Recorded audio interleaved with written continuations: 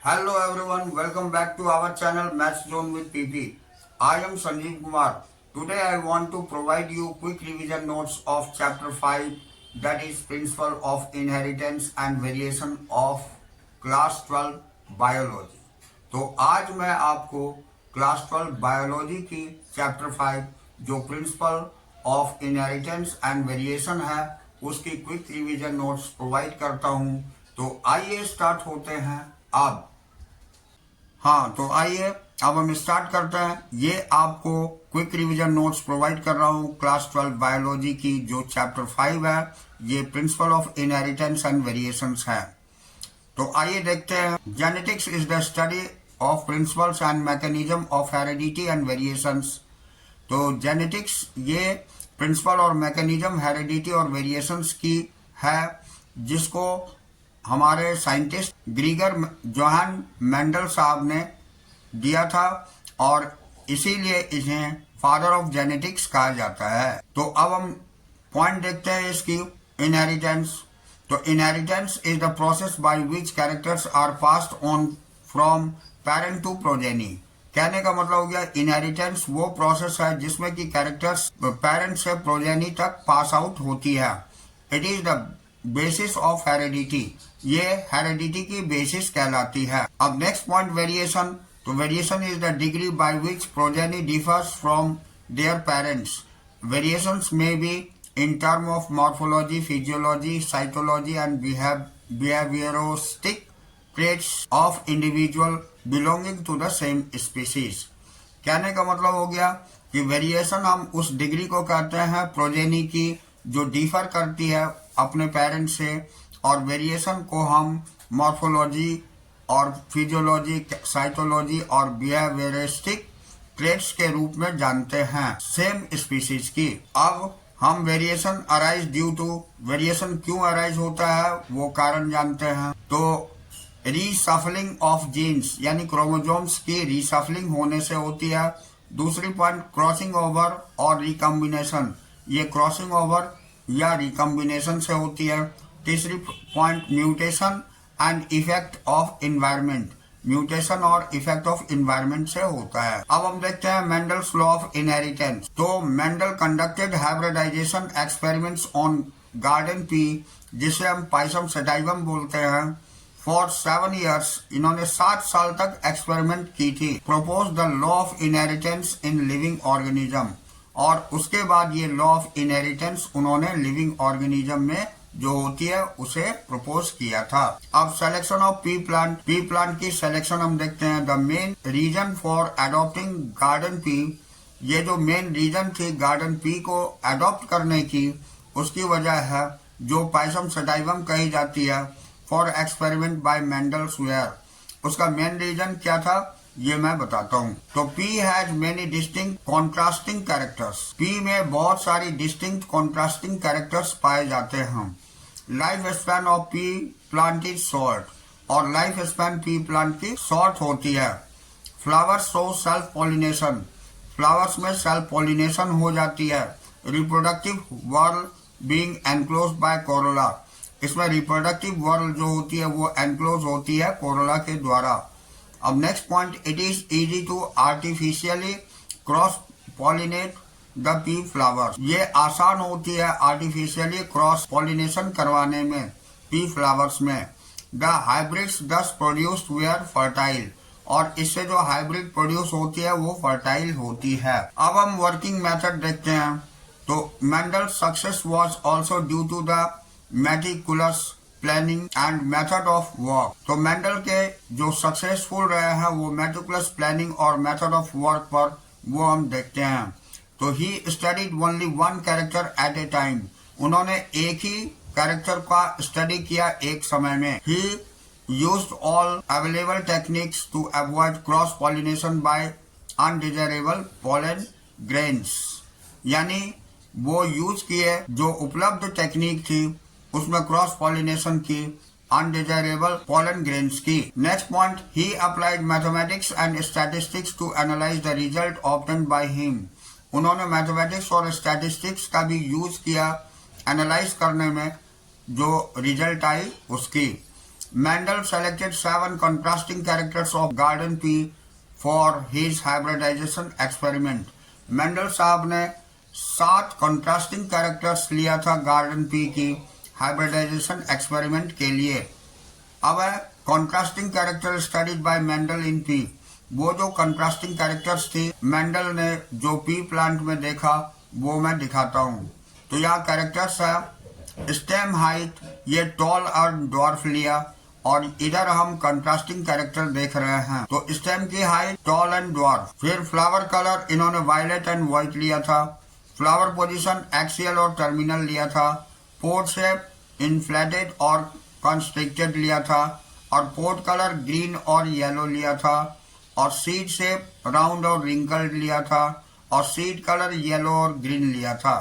तो इस तरह ये 7 कैरेक्टर्स को शो करने वाली पी प्लांट्स होती है, इसीलिए उन्होंने इस एक्सपेरिमेंट को किया था। अब आइए हम नेक्स्ट पॉइंट देखते हैं कि मेंडल कंडक्टेड आर्टिफिशियल हाइब्रिडाइजेशन यानी cross pollination using. Mendel conducted artificial hybridization या cross pollination using true breeding pea lines. True breeding lines are those that undergoes continuous self-pollination and show stable traits inheritance। तो Mendel ने conduct किया था artificial hybridisation को, या cross pollination हम कह सकते हैं, using true breeding pea lines के आधार पर। तो ये ट्रू ब्रीडिंग लाइन्स क्या होती है, इसमें सेल्फ पॉलिनेशन और इसमें स्टेबिलिटी ट्रेट इनहेरिटेंस होती है, इसलिए इसे हम ट्रू ब्रीडिंग लाइन्स बोलते हैं, जो मेंडल साहब ने उसका यूज किया था। अब next point, hybridization experiment includes emasculation यानी removal of anther and transfer of pollen यानी पॉलिनेशन। तो हाइब्रिडाइजेशन एक्सपेरिमेंट में उन्होंने रिमूवल ऑफ एंथर और पॉलिनेशन का यूज किया था। यहाँ हम फिगर में देख सकते हैं, ये मेंडल साहब की एक्सपेरिमेंट दिखाई गई है। ये इनहेरिटेंस ऑफ 1 जीन यानी मोनोहाइब्रिड क्रॉस अब हम देखते हैं। तो Mendel crossed tall and dwarf pea plant and collected all the seeds obtained from this cross. He grew all the seeds to generate plants of first hybrid generation called F1 generation. He observed that all the plants are tall. Similar observation was also found in other pair of traits. कहने का मतलब हो गया कि Mendel साहब ने toll and dwarf P plant लिया था और उसमें क्रॉस पॉलिनेशन करवाया था। तो फर्स्ट जनरेशन में जो सीड्स प्राप्त हुई उसे हम F1 जनरेशन बोलते हैं।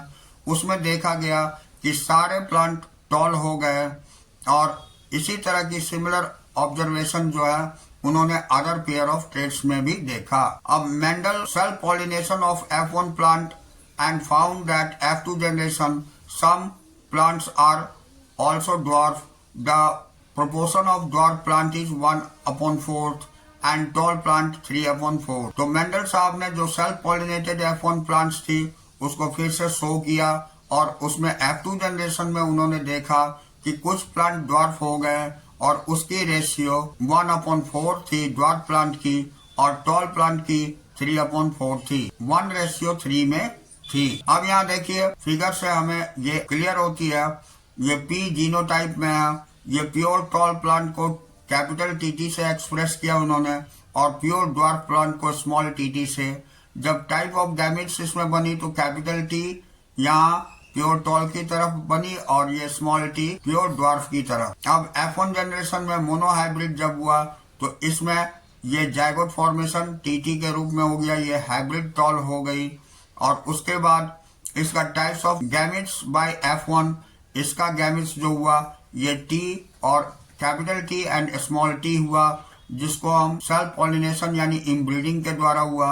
अब फीमेल गैमेट्स कैपिटल टी ये ऊपर में रखी गई, capital T and small T, और male gametes capital T and small T. तो इससे हमने देखा कि ये प्योर कैपिटल टी दोनों हो गई, यानी कि टॉल ट्री हो गया। ये capital T and small T show tallness को किया, और फिर again capital T small T ये टॉलनेस एंड स्मॉल टी दोनों ही ये ड्वार्फनेस को शो किया। तो इस तरह हमने देखा।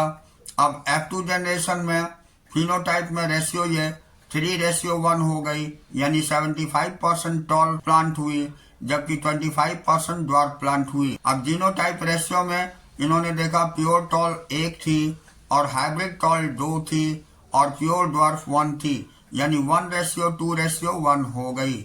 ये जीनोटाइप रेशियो हो गई F2 जनरेशन में। अब हम नेक्स्ट देखते हैं। पहला point, Mendel's called the factors that passes through gametes from the generation of next generation. Nowadays it is called the genes, unit of inheritance. Mendel ने जिसे फैक्टर बोला था वो आपको एक जनरेशन से दूसरे जनरेशन में जो कैरेक्टर्स गैमेट्स पास होती है उसे बताया था, जिसे कि जीन्स बोलते हैं। ये यूनिट ऑफ इनहेरिटेंस कहा जाता है। अब genes that code for pair of contrasting traits are known as alleles, यानी जीन्स की कोड जो पेयर ऑफ कॉन्ट्रास्टिंग ट्रेट्स को शो करती है उसे एलील्स कहा जाता है। अब alphabetical symbols are used to represent each gene, capital letters capital TT for gene expressed in F1 generation and small letter tt for the other gene. यहाँ पर कैपिटल टी और स्मॉल टी से दो अलग अलग प्रकार के जीन को एक्सप्रेस किया गया। Mendel also propose that in true breeding, tall and dwarf variety, allitic pair of genes for height is homozygous, यानी कैपिटल टी दोनों पेयर में और स्मॉल टी भी पेयर में, तो capital T and capital T small T और small double T are called genotype. तो इस तरह की जीनोटाइप होती है। And tall and dwarf are called phenotype, और टॉल और ड्वार्फ जो होती है कैरेक्टर्स वो फिनोटाइप होती है। The hybrid which contains alleles with express contrasting traits are called heterozygous, that is capital T and small T, ये हेट्रोजाइगस थी। और होमोजाइगस में या तो दोनों कैपिटल टी या दोनों स्मॉल टी होती है। अब next, the monohybrid ratio in F2 hybrid is 3:1, ये फिनोटाइप है, जबकि 1:2:1 ये जीनोटाइप है। अब हम टेस्ट क्रॉस देखते हैं। तो test cross is the cross between the individual with dominant traits and recessive organism in order to know whether the dominant traits is homozygous और हेट्रोजाइगस। कहने का मतलब हो गया टेस्ट क्रॉस जो है वो किसी इंडिविजुअल या डोमिनेंट ट्रेट्स को या रिसेसिव ऑर्गेनिज्म में ये देखा जाता है। ये डोमिनेंट ट्रेट या तो होमोजाइगस हो सकता है या हेट्रोजाइगस, दोनों ही हो सकते हैं। तो यहाँ होमोजाइगस में दिखाया गया है। यहाँ देखिए unknown flower is homozygous dominance, और यहाँ पर ये भी होमोजाइगस दिखाया गया है, जबकि इन दोनों की एक साथ करवा देंगे तो ये हेट्रोजाइगस हो जाएगी। अब principle of law of inheritance हम देखते हैं। तो based on the observation of monohybrid cross Mendel proposed 2 law of inheritance, यानी मोनोहाइब्रिड क्रॉस के ऑब्जर्वेशन के आधार पर मेंडल साहब ने 2 लॉ ऑफ इनहेरिटेंस हमें दिया। पहला है law of dominance states that, तो इसमें उन्होंने बताया कि characters are controlled by discrete unit called factors. Character जो है ये कंट्रोल होती है डिस्क्रीट यूनिट के द्वारा, जिसे फैक्टर कहा जाता है। Factors always occurs in pair, factors हमेशा पेयर में पाए जाते हैं। In a dissimilar pair of factors one member of pair dominate the other, यानी डिसिमिलर पेयर ऑफ फैक्टर में एक मेंबर जो होते हैं वो डोमिनेट होती है दूसरे के ऊपर। अब यहाँ डोमिनेंस और रिसेसिव कैरेक्टर्स ये 2 तरह की होती है। तो पहले हम डोमिनेंस देखते हैं। तो व्हेन ए फैक्टर या allele expressed itself in presence और absence of dominant factors called dominance, जब वो फैक्टर या एलील्स एक्सप्रेस करता है खुद को प्रेजेंस और एब्सेंस उसकी डोमिनेंट फैक्टर के रूप में, इसे हम डोमिनेंस बोलते हैं। और रिसेसिव में it can only express itself in the absence और इट्स रिसेसिव फैक्टर एलील्स, यानी ये हमेशा एब्सेंस को एक्सप्रेस करता है। इस तरह की फैक्टर रिसेसिव फैक्टर एलील्स कहलाती है। Second point, it forms a complete functional enzyme that perfectly express it, यानी ये कंप्लीटली फंक्शनल एंजाइम के द्वारा होता है जिसे ये एक्सप्रेस करता है। रिसेसिव में it forms the incomplete defective enzymes, ये फॉर्म करता है इनकम्प्लीट डिफेक्टिव एंजाइम के द्वारा, विच फेल्स टू एक्सप्रेस इटसेल्फ, जो फेल करता है इसको एक्सप्रेस करने में खुद को, when present with it dominant alleles, जबकि डोमिनेंट एलील्स में ये प्रेजेंट होते हैं, that is in heterozygous condition, यानी कि इन हेट्रोजाइगस कंडीशन में। दूसरा पॉइंट हमारा लॉ ऑफ सेग्रीगेशन है। तो ये देखते हैं Alleles do not bend and both the characters are recovered during gamete formation as in F2 generation. During gamete formation, traits segregated, separate from each other and passes the different gametes. Homozygous produce similar kinds of gametes, but heterozygous produce the different kinds of gametes with different traits. तो ये law of segregation हमें बताता है कि F2 generation में जो alleles हम देख रहे थे, दो तरह की कैरेक्टर्स को शो कर रही थी। एक तो आपको जो डोमिनेंट कैरेक्टर थी वो, और दूसरा रिसेसिव कैरेक्टर को। तो होमोजाइगस प्रोड्यूस करते हैं सेम काइंड ऑफ गैमेट्स को, जबकि हेटेरोजाइगस प्रोड्यूस करती है डिफरेंट टाइप्स ऑफ गैमेट्स को डिफरेंट ट्रेड्स के साथ। अब हम इनकम्प्लीट डोमिनेंस देखते हैं। इसका पहला पॉइंट है, it is a post Mendelian discovery. ये पोस्ट मेंडेलियन डिस्कवरी है। Incomplete dominance is the phenomenon of neither of the two alleles being dominated, so that expression in the hybrid is a fine mixture or intermediate between the expression of two alleles। यानी ये post Mendelian discovery ये incomplete dominance की phenomenon है, जिसमें ना तो दो alleles dominant होते हैं और ना ही एक्सप्रेशन इसके हाइब्रिड को फाइन मिक्सचर के साथ इंटरमीडिएट होती है बीच में, जो एक्सप्रेशन दो एलील्स की पाई जाती है। अब इन स्नैपड्रैगन, जिसे हम मिराबिलिस जालापा बोलते हैं, तो there are two types of pure breeding plants, red flowered and white flowered. On crossing the two, F1 generation possess pink flowers. On selfing them, F2 generation has one red, two pink and one white. The pink flower is due to incomplete dominance। कहने का मतलब हो गया Snapdragon, जिसको हम mirabilis जालापा बोलते हैं, इसमें इस तरह की इनकम्प्लीट डोमिनेंस देखी जाती है, जिसमें कि एक रेड फ्लावर की होती है ये, और एक वाइट फ्लावर के साथ ब्रीडिंग करवाने से इसमें F1 जनरेशन के अंतर्गत पिंक फ्लावर मिल जाती है, और F2 जनरेशन में एक रेड, दो पिंक और एक वाइट देखी जाती है।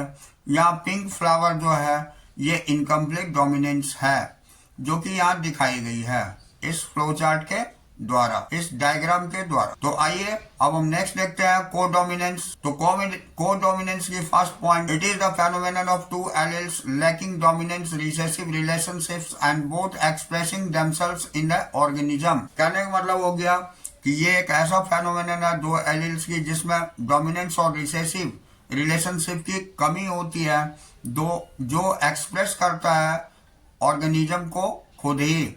अब जैसे for example human being, ABO blood grouping are controlled by gene I, and gene has 3 alleles IA, IB and small I, and person containing any 2 of 3 alleles, that is IA, IB are dominant over small I। कहने का मतलब हो गया कि जो भी human being में ABO group blood group होती है वो कंट्रोल होती है जीन आई के द्वारा, और ये जीन में दो डोमिनेंट कैरेक्टर्स IA और IB होती है जो स्मॉल I पर डोमिनेंट होती है, और उस पर्सन में ये 3 एलील्स पाई जाती है जिसमें 2 डोमिनेंट होते हैं और एक रिसेसिव हो जाती है। अब next point, the plasma membrane of the red blood cell has sugar polymers that protrude from its surface and the kind of sugar is controlled by the gene. कहने का मतलब हो गया प्लाज्मा मेम्ब्रेन में जो रेड ब्लड सेल में sugar polymers पाए जाते हैं वो सरफेस पर होते हैं, और काइंड्स ऑफ शुगर जो है ये कंट्रोल होती है जीन्स के द्वारा। अब when IA and IB are present together, अगर दोनों प्रेजेंट होते हैं, both express their own types of sugar, तो ये दोनों उसको अपनी तरह की शुगर्स को एक्सप्रेस करता है बिकॉज ऑफ कोडोमिनेंस, ये कोडोमिनेंस के कारण। अब यहाँ हम इनकम्प्लीट डोमिनेंस और कोडोमिनेंस में डिफरेंस देख लेते हैं। तो पहला पॉइंट है, इफेक्ट ऑफ 1 और 2 alleles is more conspicuous.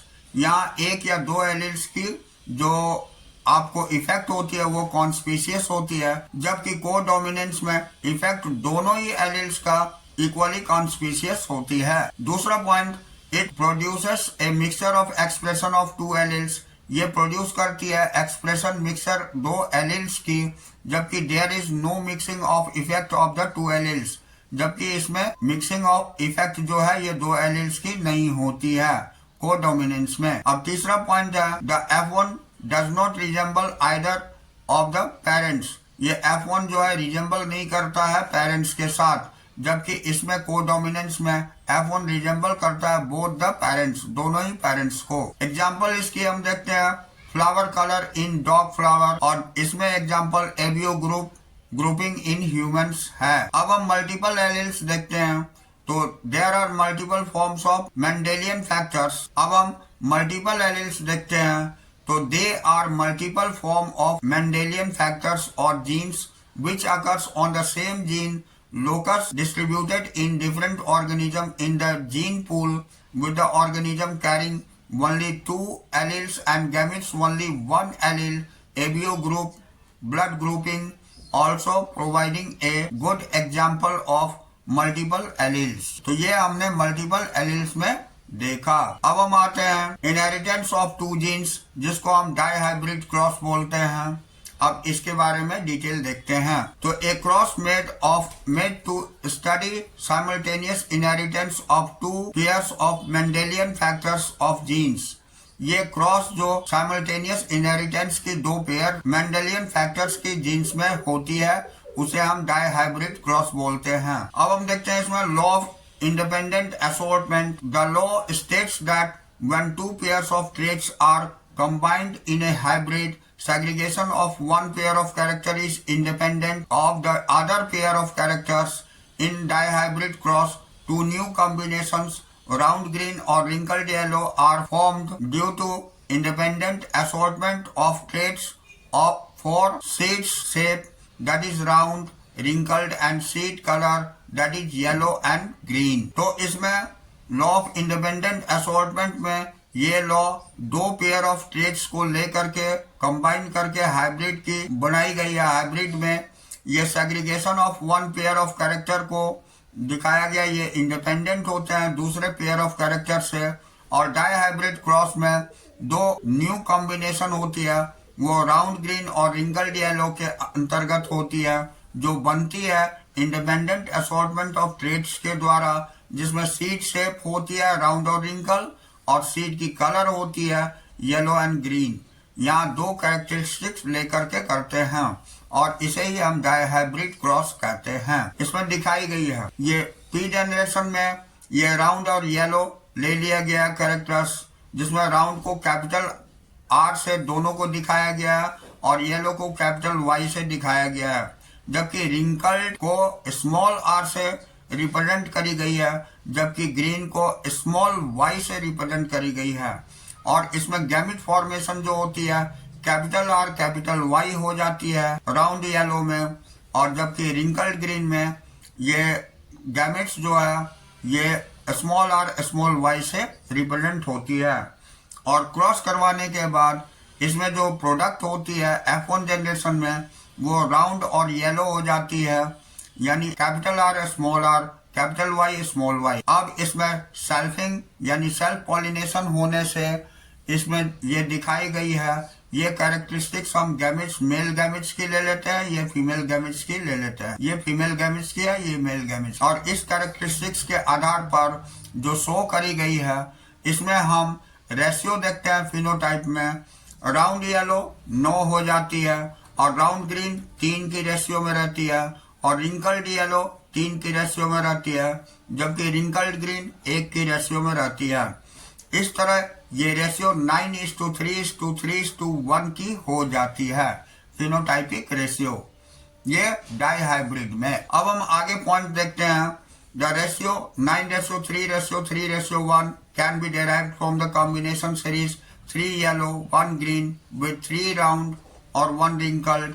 This deviations can be written as the 3 round is to 1 wrinkled and 3 yellow is to 1 green.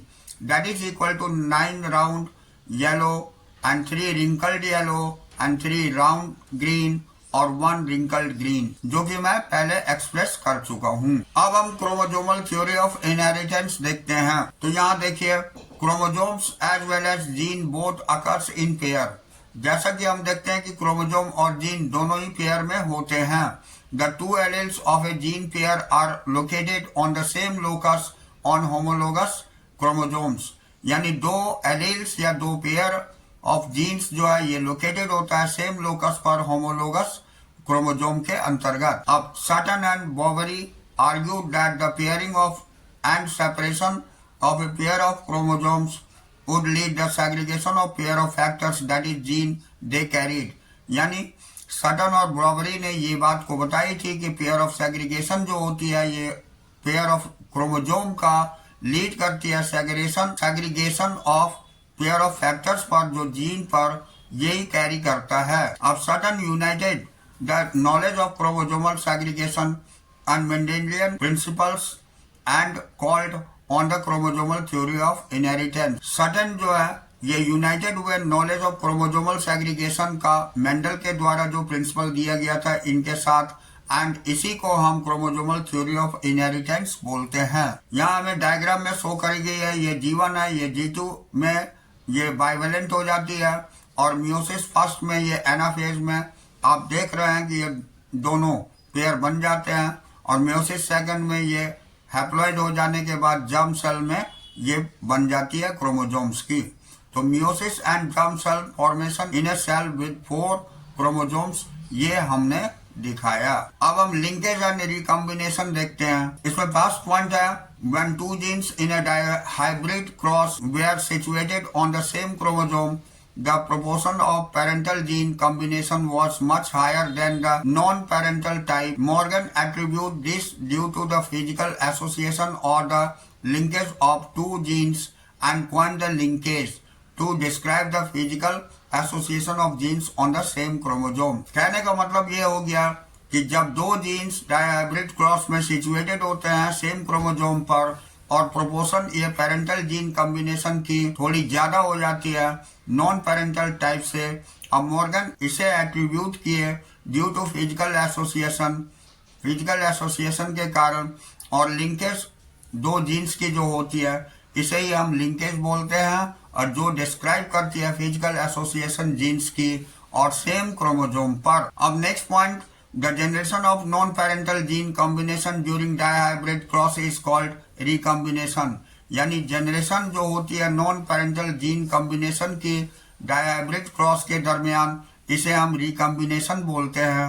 When gene are located on the same chromosome, जब gene located होती है same chromosome पर, they are tightly linked and show very low recombination. और ये tightly linked होते हैं, बहुत ही कम recombination इसमें दिखाई पड़ती है। अब हम देखते हैं difference between crossing over and linkage. ये बहुत ही इंपॉर्टेंट है एग्जाम पॉइंट ऑफ व्यू से। तो यहाँ देखिए क्रॉसिंग ओवर में पहला पॉइंट है it leads the separation of linked genes. यानी ये लीड करता है लिंक्ड जीन के सेपरेशन को। और लिंकेज में किस द जीन टुगेदर, इसमें जीन एक साथ रहती है। दूसरा पॉइंट है it involves the exchange of segregation between non sister chromatids and homologous chromosomes. यानी ये इन्वॉल्व होती है एक्सचेंज ऑफ सेगमेंट्स का ये नॉन सिस्टर क्रोमेटिड्स के बीच में और होमोलोगस क्रोमोजोम के बीच में। जबकि दूसरा पॉइंट इसमें होता है इट इन्वॉल्व्स इंडिविजुअल क्रोमोजोम, ये इंडिविजुअल क्रोमोजोम में होता है लिंकेज। अब हम तीसरा पॉइंट दिखाते हैं, तो the frequency of crossing over can never exceeds 50%। यानी फ्रीक्वेंसी क्रॉसिंग ओवर की 50% से ज्यादा नहीं होती है। जबकि लिंकेज में the number of linkage group can never be more than haploid chromosome number. ये लिंकेज ग्रुप की हैप्लॉइड क्रोमोजोम नंबर से ज्यादा नहीं होती है। चौथा पॉइंट है it increase variability by forming new gene combination. ये इंक्रीज करती है वेरिएबिलिटी नई जीन कॉम्बिनेशन की।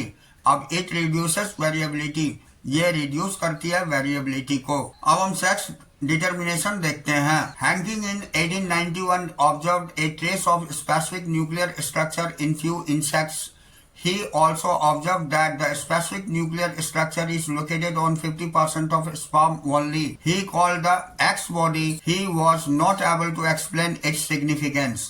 कहने का मतलब हो गया कि हैंकिंग ने सबसे पहले 1891 में ऑब्जर्व किया था स्पेसिफिक न्यूक्लियर स्ट्रक्चर कुछ इंसेक्ट्स में, और उन्होंने देखा कि स्पेसिफिक न्यूक्लियर स्ट्रक्चर जो है ये लोकेटेड होता है 50% स्पर्म में केवल। उन्होंने उसे एक्स बॉडीज नाम दिया और ये एबल नहीं हुए एक्सप्लेन करने के लिए इसकी सिग्निफिकेंस को, यानी इन्होंने इसकी महत्व को की जानकारी को एक्सप्लेन नहीं कर पाया। अब next point, later it was observe that the ovum that receives the sperm with X body becomes female and those not becomes male, so that X body was called the sex chromosomes and other chromosomes are called autosomes। बाद में ये देखा गया कि जो ovum receive करती है sperm की एक्स बॉडीज को, फीमेल का जो फीमेल हो जाती है ये मेल नहीं होती है, ये एक्स बॉडी को ही सेक्स क्रोमोसोम कहा गया और अदर क्रोमोसोम को ऑटोसोम्स बोला गया। अब next point, in human and other organism, XY type of sex determination is seen, but in some insects like Drosophila, XO type of sex determination is present। तो कहने का मतलब हो गया कि ह्यूमंस में और अदर ऑर्गेनिज्म में XY टाइप की सेक्स डिटर्मिनेशन देखी जाती है, जबकि कुछ इंसेक्ट्स जैसे ड्रोसोफिला है इसमें एक्सो टाइप की सेक्स डिटर्मिनेशन प्रेजेंट होती है। अब in both type of sex determination male produces two different types of gametes with और विदाउट एक्स क्रोमोसोम और some with X chromosomes and some with Y chromosomes। Such types of sex determination are called male heterogamety। तो कहने का मतलब हो गया दोनों ही type की सेक्स डिटर्मिनेशन में मेल प्रोड्यूस करती है डिफरेंट टाइप्स ऑफ गैमेट्स को, या तो वो उसके साथ होती है या बिना साथ होती है एक्स क्रोमोसोम की। ये एक्स क्रोमोसोम साथ होती है जब वाई क्रोमोसोम की। तो इस तरह की सेक्स डिटर्मिनेशन मेल हेटेरोगैमेटी कहलाती है। In birds ZW type of sex determination is present, यानी बर्ड्स में ZW टाइप की सेक्स डिटर्मिनेशन देखी जाती है। Two different types of gametes are produced by female in terms of sex chromosomes। This type of sex determination is called female heterogamety। Bird में ZW type की sex determination पाई जाती है, इसमें different types की gametes produce करती है female sex chromosomes के रूप में, और इसमें इस तरह की सेक्स डिटर्मिनेशन को फीमेल हेटेरोगैमेटी बोलते हैं। अब sex determination in human being, तो यहाँ सेक्स डिटर्मिनेशन ह्यूमन बीइंग में XY टाइप की होती है। Out of 23 pair of chromosome, इसमें 23 पेयर ऑफ क्रोमोसोम में 22 pair are exactly same in male, 22 pair same male में होती है और फीमेल में, कॉल्ड ऑटोसोम्स, जिसे हम ऑटोसोम्स बोलते हैं। A pair of X chromosome is present in female and XY in male, यानी एक पेयर एक्स क्रोमोसोम की फीमेल में पाई जाती है जबकि मेल में XY क्रोमोसोम पाई जाती है। ड्यूरिंग स्पर्मेटोजेनेसिस, यानी स्पर्मेटोजेनेसिस के दरमियान male produces two types of gamete, यानी sperm 50% carries Y chromosome and remaining 50% X chromosome. A female produce only the kind of gametes ovum having X chromosome only, जबकि female में केवल एक ही type की gametes होती है जो ओवम कहलाती है, वो X क्रोमोसोम केवल होती है। अब नेक्स्ट पॉइंट हम देखते हैं, when sperm having Y chromosome the sex of baby is male, and when sperm carrying X chromosome fertile the egg, the sex baby is female। कहने का मतलब हो गया जब स्पर्म Y क्रोमोसोम होती है तो प्रोडक्ट हमारी जो बेबी की हो जाती है वो मेल होता है, जबकि स्पर्म जिसमें X क्रोमोसोम होती है वो फर्टाइल एग के साथ होती है, तो प्रोडक्ट हमारी बेबी की फीमेल के रूप में होती है। यहाँ सेक्स डिटर्मिनेशन ह्यूमन बीइंग की दिखाई गई है। फादर में ये XY क्रोमोसोम होती है जबकि मदर में XX क्रोमोसोम होती है। इसमें गैमेट अलग अलग हो जाते हैं X एंड Y, और इसमें मदर में भी गैमेट अलग हो जाती है X एंड X। तो यहाँ मेल की अगर X फीमेल की X के साथ फर्टाइल होता है तो ये फीमेल प्रोडक्ट करती है, जबकि मेल की X और फीमेल की दूसरे X के साथ भी फीमेल प्रोडक्ट करती है, जबकि फादर की Y अगर मदर की X के साथ फर्टाइल होती है तो ये मेल प्रोडक्ट करती है, और फादर की ही Y फीमेल की अदर X के साथ फर्टाइल होकर के मेल प्रोड्यूस कर सकती है। तो इस तरह 50% चांसेस फीमेल की होती है और 50 चांसेस प्रोडक्टिविटी मेल की होती है ऑफ स्प्रिंग्स के रूप में। अब हम म्यूटेशन देखते हैं। तो mutation is a phenomenon which results in the alternation of DNA sequence and consequently result in the change in genotype and phenotype of an organism. So the mutation that arises due to the change of single base pair of DNA are called point mutation. For example sickle cell anaemia. अब mutation हम इस phenomenon को बोलते हैं जिसमें कि DNA के alteration से होती है और सीक्वेंस को कंसिक्वेंटली चेंज हो जाती है जीनोटाइप और फिनोटाइप किसी ऑर्गेनिज्म में। तो म्यूटेशन जो है ये अराइज होती है due to change of single base pair of DNA के कारण, जिसे हम पॉइंट म्यूटेशन कहते हैं। जैसे एग्जाम्पल में सिकल सेल हो जाती है जो एनीमिया होती है। अब हम पेडिग्री एनालिसिस देखते हैं। तो the analysis of trait is several of generation of a family is called pedigree analysis. The inheritance of particular trait is represented in a family tree over several segregations. It is used to trace the inheritance of particular traits, abnormality and disease. तो ये analysis traits की several generation में होती है family के अंतर्गत, इसे हम पेडिग्री एनालिसिस कहते हैं।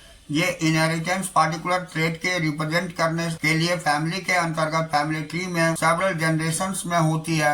It is used to trace inheritance of particular trait. ये पार्टिकुलर ट्रेट को इनहेरिटेंस के अंतर्गत ट्रेस करने के लिए यूज होती है। ये एबनॉर्मेलिटी और डिजीज प्रोड्यूस करती है। जेनेटिक डिसऑर्डर हम देखते हैं। तो ब्रॉडली जेनेटिक डिसऑर्डर में be grouped into two categories, Mendel disorder and chromosomal disorder. तो ये दो कैटेगरी में डिवाइड करी गई है। एक होती है मेंडेलियन डिसऑर्डर और दूसरा होता है क्रोमोसोमल डिसऑर्डर। तो हम Mendelian disorder and chromosomal disorder के बीच में डिफरेंस देख लेते हैं। तो these are due to the alteration in the single gene. ये सिंगल जीन के अल्टरेशन के कारण होती है मेंडेलियन डिसऑर्डर। अब क्रोमोसोमल डिसऑर्डर में these are caused due to the absence of excess of one or more chromosomes or abnormal arrangement of one or more chromosomes के कारण होती है। Next point, they are transmitted into generation through Mendelian principle of inheritance. ये transmit हो जाती है एक generation से दूसरे जनरेशन में मेंडेलियन प्रिंसिपल ऑफ इनहेरिटेंस के आधार पर। और जबकि इसमें they are transmitted as the affected individual is sterile. ये जब इफेक्टेड इंडिविजुअल स्टेराइल होता है तब ये ट्रांसमिट होती है। Next point, they may be recessive और डोमिनेंट इन नेचर। ये रिसेसिव और डोमिनेंट नेचर में हो सकते हैं, जबकि इसमें है कि this is always dominant in nature. ये हमेशा डोमिनेंट ही नेचर में होती है। एग्जाम्पल इसका है कलर ब्लाइंडनेस एंड फैफिकिनोनिया। अब एग्जाम्पल है इसका डाउन सिंड्रोम और टर्नर सिंड्रोम। तो इस तरह अब हम आगे फिर देखते हैं ये मेंडेलियन डिसऑर्डर इंक्लूड्स। अब मेंडेलियन डिसऑर्डर में क्या इंक्लूड होती है? तो पहला पॉइंट है इसमें हीमोफीलिया। तो sex linked recessive disease in which in an infected individual a minor cut leads to the non-stop bleeding. Heterozygous females carrier can transmit the disease to their sons. The possibility of the female becoming a hemophilic is extremely rare because mother of such the female has to be an least carrier and the father should be hemophilic unviable in the larger stage of life. तो कहने का मतलब हो गया कि haemophilia ये sex linked recessive disease होती है जिसमें ये इन्फेक्टेड इंडिविजुअल ये minor cut leads non stop bleeding होती है और ये हेटेरोजाइगस फीमेल कैरियर के द्वारा ट्रांसमिट होती है। ये डिजीज सन को जाती है और पॉसिबिलिटी इसमें फीमेल की हीमोफिलिक की कम होती है, जबकि मदर में ये फीमेल्स जो होती है इस तरह की फीमेल्स लिस्ट कैरियर होती है और फादर शुड बी हीमोफिलिक। और फादर जब हीमोफिलिक होता है तो ये unviable in the later stage. Later stage में ये अनविएबल हो जाती है लाइफ की। यहाँ ये दिखाई गई है। ये पेरेंट XX और ये नॉर्मल मैन XY। तो इसमें गैमेट्स X और X दिखाई गई है, यही हीमोफिलिक है, ये ओवा है और ये स्पर्म दिखाई गई है। इसमें ऑफस्प्रिंग्स में ये गर्ल में कोई एबनॉर्मेलिटीज नहीं है, नॉर्मल बॉय भी है ये, और ये कैरियर गर्ल हो जाती है जबकि ये आपको हीमोफिलिक बॉय हो जाता है। अब हम नेक्स्ट पॉइंट देखते हैं। इसमें सिकल सेल एनीमिया है। तो an autosome linked recessive trait in which mutant haemoglobin molecules under polymerisation under low oxygen tension causing change in the shape of RBC from biconcave disc to elongated sickle-like structure. The defect is caused by the substitutions of glutamic acid, that means GLU, by valine valve at the sixth position of the beta globin chain of the hemoglobin molecule. The substitution of amino acids in the globin protein results due to the single base substitution of the sixth codon of the beta globin gene from GAG to GUG. ये यहाँ दिखाई गई है, इसे आप figure से अच्छी तरह समझ सकते। यहाँ कलर वेरिएशन से नॉर्मल रेड ब्लड सेल्स को दिखाई गई है येलो कलर से, यहाँ सिकल सेल ट्रेट को दिखाई गई है ग्रीन कलर से, और ये पर्पल कलर से दिखाई गई है सिकल सेल एनीमिया को। ये नेक्स्ट है हमारी फिनाइलकीटोन्यूरिया।